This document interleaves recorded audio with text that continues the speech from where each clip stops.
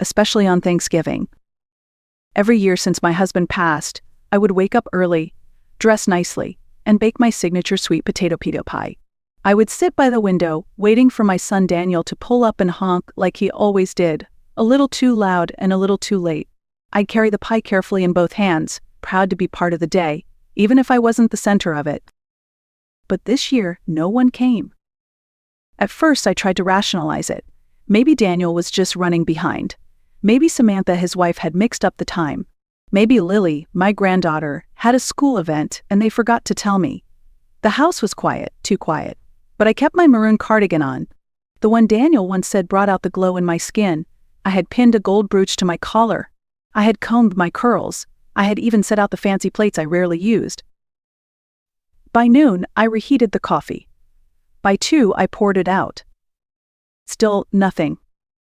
No calls, no messages, not even one of those casual running late texts. It wasn't until after 3 p.m. that I finally opened Facebook, half hoping there was a clue. And there it was, my family gathered around Samantha's long wooden dining table. My son, my granddaughter, my daughter-in-law, all smiling, all dressed up, all celebrating a meal I had been excluded from. The caption read, "So grateful for the ones who make life full. Thankful family first." There were likes, comments, heart emojis, people I knew asking in the thread, "Where's Eleanor?" Someone even said, "Did Miss Shaw skip the pie this year?" The pie was still sitting on my counter, untouched. I felt my hands tremble as I scrolled through the pictures. There was Lily with a glass of sparkling cider, Daniel carving the turkey, Samantha holding the same pie plate I had gifted her last Christmas but with someone else's dessert on it. What hurt most wasn't that I was forgotten. It was realizing I was left out on purpose. There was no extra chair at the table, no sign they had expected me, no last-minute scramble to include me. They had planned this without me. And for the first time in my 76 years, I realized something that took the air out of my lungs. I was no longer seen as part of the family gathering. I was a tradition they had quietly retired. I closed the app, placed my phone face down, and looked out the window one last time. The street was quiet. The pie was cold. And I sat alone in a room that used to be filled with voices that now only lived in my memory. That was the moment something shifted inside me, not anger, not yet, but a clarity I had never allowed myself to feel. I didn't cry that night. Instead, I did what I've done all my life. I made the best of what was in front of me. I fixed myself a small plate from the leftovers in the fridge, some collard greens, a slice of baked ham, a spoonful of macaroni and cheese from the night before. I lit a candle and placed it on the table beside the untouched pie, more out of habit than hope.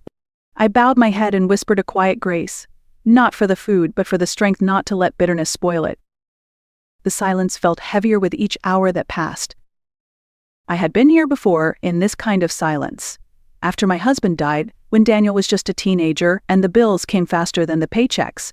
When I took out a second job to cover his college applications. When Samantha's bakery needed seed money and I pawned the last bracelet my mother gave me. When Lily was in second grade and no one could pick her up from school, so I did every day for 2 years. But I never asked for recognition. I never asked for anything, really. I told myself that was love. That silence, that service, that sacrifice, that was what family meant. You show up, you hold steady, you keep giving, even when they stop noticing. I convinced myself they didn't mean to hurt me, that maybe it had slipped Daniel's mind, that Samantha was just overwhelmed, that Lily didn't realize I hadn't been invited. I rehearsed their excuses in my head so thoroughly that I almost believed them. But in the back of my mind, a voice I had silenced for decades began to rise. What if they didn't forget? What if they just didn't want me there? I didn't want to believe it. It felt too cruel, too cold, too calculated.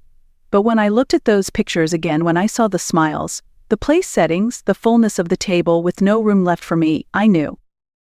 This wasn't an oversight, it was a decision. And that realization burned hotter than any oven I'd ever turned on. Still, I didn't call. I didn't demand an explanation. I didn't send a guilt-laced text. That's never been my way. Instead, I sat at the kitchen table, the same one where Daniel learned to write his name, where we once played cards, where I had celebrated 28 Thanksgivings before. And I did the only thing I knew how to do. I made peace with the quiet. but this time the quiet didn't feel like love. It felt like dismissal. And as I sat there, pie cooling in the background, candle flickering low, a truth settled in my bones. Maybe I wasn't being strong by staying silent all these years. Maybe I had just taught them that I could be left behind without consequence. That night, long after the candle had burned itself out and the house had fallen into an aching stillness, I walked to my bedroom and opened the small fireproof safe tucked behind the dresser. Inside, right where I had left it 2 months earlier, was a sealed envelope labeled Christmas. It contained a handwritten letter to Daniel and Lily, along with a notarized copy of my original will. I had spent years preparing it, pinching pennies, saving birthday checks I never cashed, and quietly selling the jewelry I hadn't worn since my wedding. I wasn't wealthy, not in the way Samantha liked to talk about at brunch, but I had more than they thought. The house was fully paid off. My retirement account was stable. I had a few long-term bonds my cousin's boy had helped me invest in years ago. It wasn't a fortune, but it was enough to change their lives if used right. In that envelope, I had left Daniel the house. I had created a small education trust for Lily. I had even included Samantha, God help me, with a portion of the savings, not because I loved her, but because I wanted to believe she could change. I thought maybe money would soften her, make her kinder, make her see me. But now, sitting at my desk in the soft hue of nighttime, I saw it all differently. It wasn't my job to buy love that should have been given freely.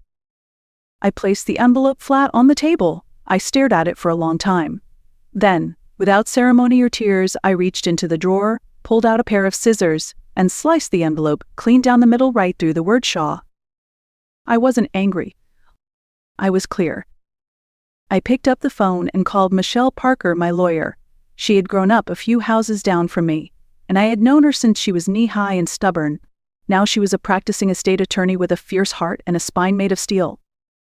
She answered on the second ring. "Miss Eleanor, everything okay?" "I need to rewrite my will," I said. There was a pause. "Tonight?" she asked gently. "Yes." Another pause. "Then I'll come first thing in the morning."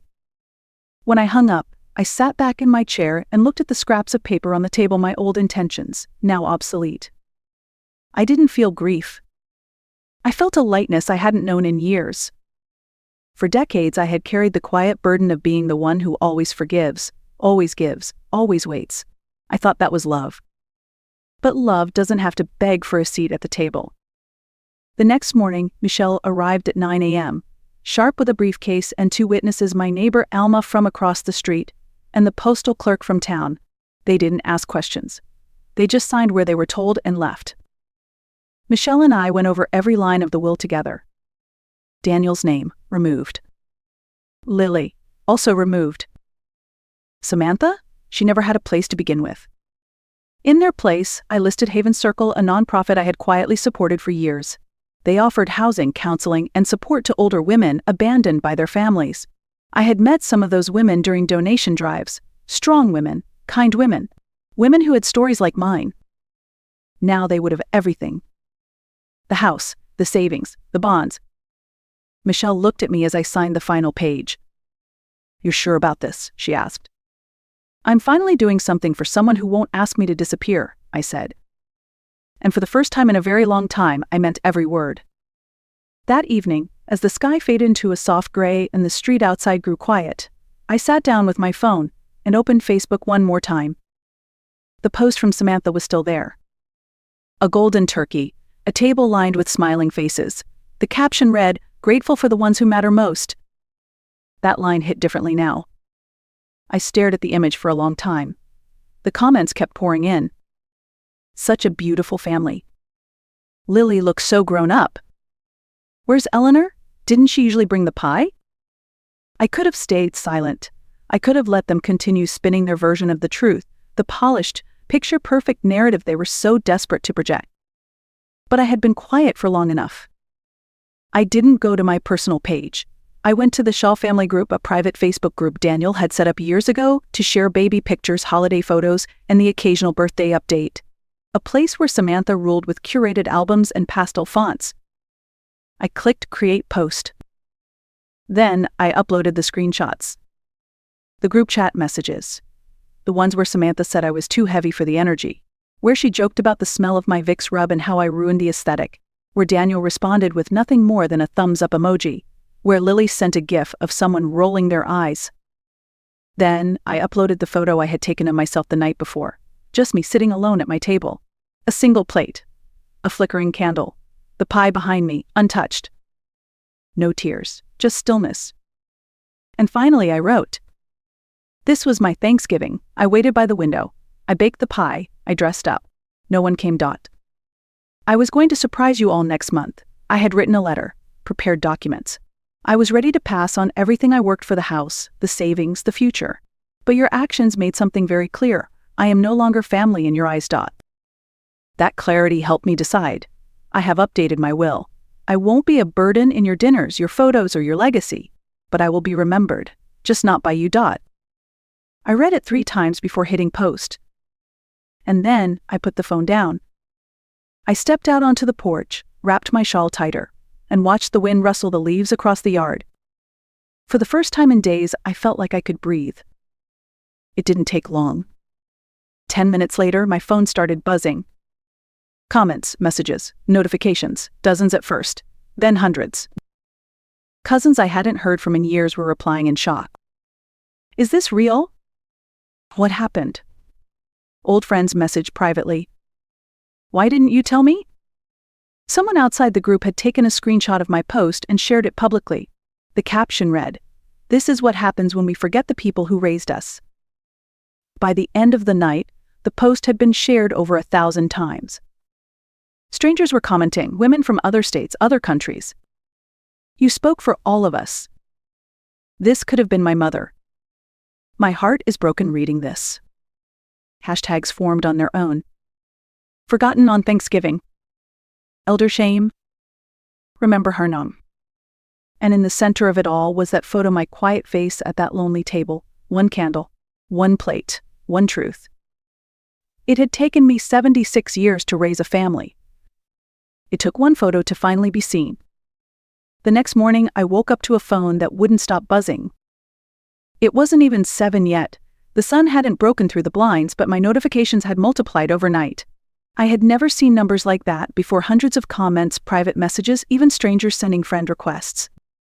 Some were kind, others were furious, but the ones that struck me the hardest came from within the family. Aunt Margaret, my late husband's sister, wrote, "Daniel, is this true? Eleanor has been nothing but generous her whole life. I'm ashamed." Cousin Lisa commented, "I talked to Eleanor just last week. She was so excited for Thanksgiving. I feel sick reading this." And then finally Daniel spoke. His comment was short. "This isn't how it looks. There's a lot going on. Can we talk privately?" I didn't reply. Because the truth wasn't private anymore. They had shared their version of Thanksgiving publicly, painting a picture of unity and love. I had simply shared mine, and the world could now see the difference. Daniel called twice that day. I let them both go to voicemail. On the third ring, I answered not because I missed him, but because I wanted to hear how far he'd fallen. His voice was quiet, strained. "Ma," he said, "what are you doing?" "Having lunch," I replied. He exhaled hard. "You know what I mean." I didn't respond. He continued, "Look, this got out of hand. People are talking. I've got coworkers asking questions. Samantha's crying. Lily won't come out of her room. You've made your point, okay?" I kept my voice steady.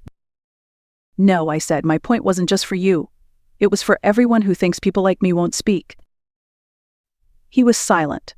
So I gave him one more truth, one he hadn't earned, but one I needed him to hear. "I was going to leave you everything, Daniel. The house, the savings. I had it all sealed in a letter." He stammered. "Wait, what?" "I changed it," I said, "the night I ate dinner alone."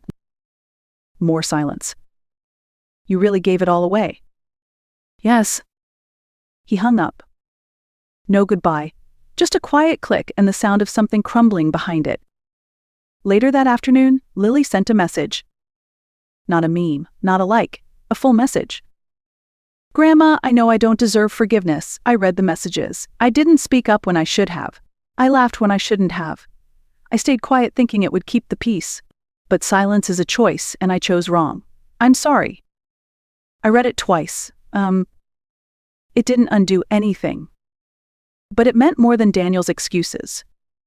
Still, I didn't write back. Not because I was cruel, but because I had spent too many years being the one who always reached out, always softened first, always made room. Now I was making room for myself. And sometimes the most loving thing a woman can do is draw a boundary and hold it with silence, not spite. With peace, not pity. The following week, Michelle returned with a folder in hand. Inside were the finalized documents for the Shaw Legacy Trust. My signature had been notarized. My house once meant for Daniel was officially transferred to Haven Circle. The funds and bonds were secured under the nonprofit's name, set to support their housing program for elderly women left behind. "You just built a future for women you'll never meet," Michelle said softly as she closed the folder. I didn't smile. I just nodded. Later that evening, I lit the red candle I had saved for Christmas. Not because it was a holiday, not because someone was coming, but because I wanted to. I brewed a cup of chamomile tea and sat quietly in my living room. Same furniture, same curtains, but everything felt different. The silence had changed. It was no longer the silence of being ignored, it was the peace of being in control. That night, I opened Facebook one last time. The Shaw family group was still there, but it had gone silent. No new posts, no baby pictures, no holiday cheer. My final post was still pinned at the top, still shared, still burning gently at the heart of a story they couldn't rewrite. I clicked Leave Group. It asked, "Are you sure?" Yes. I didn't need to watch them clean up their image. I didn't need to see them pretend to move on. Let them rebuild without me. The next morning, I walked to town with my scarf wrapped tightly around my chin and my heart lighter than it had been in 5 years. I passed the bakery where Samantha worked. I didn't slow down. I didn't glance through the window. I wasn't interested in watching people pretend. So instead, I stopped at Haven Circle and handed Carla, the director, the first official check from the trust. She hugged me tightly. "You're always welcome here," she whispered. And for the first time in a long time, I believed it. That day, I stopped believing that legacy had to mean blood, that what we built, what we saved, what we sacrificed had to automatically go to those who shared our name. Legacy is not about inheritance. It's about impact. It's not about who shows up in the family photo. It's about who shows up when no one else does. Who calls when you've gone quiet. Who makes space for you without needing to be asked. These women at the shelter, they weren't my children, but they had lived my pain. They had sat at empty tables. They had waited for doors that never opened, and still they smiled. Still, they reached for each other. They didn't want my pie or my house or my money. They just wanted to be seen. And that, more than any bond or document, was what made them feel like family. I had spent 76 years giving to people who only knew how to take. Now, for the first time, I was giving to those who knew how to receive with dignity and gratitude and quiet strength. And in that, I had found something better than reconciliation. I had found peace. A few days later, I received a message from Samantha. Just one sentence. "We should have done better. I'm sorry." No punctuation, no warmth, just a flat row of words that sounded more like an obligation than remorse. I read it twice. Then I closed the app. 2 days after that, Lily tried again. "Grandma, I know I can't undo what happened, but can I come see you, just for a minute? Just for tea?" That one I sat with for a while. I even drafted a response. But I never sent it. Because sometimes silence is the clearest boundary a woman can draw. And I had spent far too many years drawing soft lines in the sand, lines they crossed like they were never there. Instead, I pulled out a stack of thank you letters the shelter had mailed me. 11 of them, all handwritten. Women I had never met, stories I hadn't lived, but pain I understood. One wrote, "You gave me a roof when my daughter said I was too expensive to care for." Another, "This is my first Christmas in 10 years where I feel safe." And one, simple and trembling, "You reminded me I'm not trash." I folded the letters carefully and placed them in a wooden box beside my old Bible and the recipe cards I'd collected for decades, things worth keeping. That night, I lit one last candle. Gold this time. I didn't wait for anyone to call. I didn't refresh my phone. I didn't wonder what Samantha or Daniel or Lily were doing. I already knew. They were looking backward. And I was finally beautifully done doing the same. Christmas came and went. I spent it at Heaven Circle, just like I said I would. We had a small tree, mismatched ornaments, carols playing softly through a borrowed speaker, and a dinner that warmed every corner of that building. There was no performance, no forced smiles, just women who knew what it meant to lose and still dared to hope again. I brought my pie. This time, every last slice was eaten. Later that night, I sat beside a woman named Myra. She told me her son left her at a bus station 3 years ago, told her to wait right here, and never came back. She smiled as she said it, but her eyes stayed glassy. "I'm sorry," I said. "I'm not," she whispered. "If he hadn't, I wouldn't have found these women." We raised our teacups in a quiet toast. "To beginnings," I said. "To peace," she replied. When I got home, I looked around my living room. Same walls, same light fixture, same couch. But none of it felt the same. Because now the silence was mine. Not given, not endured. Chosen, owned. And in that silence, I finally heard what had been missing all along, not forgiveness, not permission, but freedom. If you've ever been forgotten by the ones you gave everything to, remember this. Your value isn't tied to their memory, and your story is still yours to write. So light your own candle, pour your own tea, and let them scroll. Let them explain you've already moved on. And